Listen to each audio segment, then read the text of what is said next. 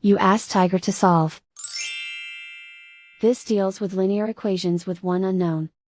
The final result is n equals 8/5. Let's solve it step by step. Simplify the expression. Find the greatest common factor of the numerator and denominator. Factor out and cancel the greatest common factor. Isolate the n. Multiply both sides by 8. Group like terms. Multiply the coefficients. Simplify the fraction. Multiply the fractions. Simplify the arithmetic.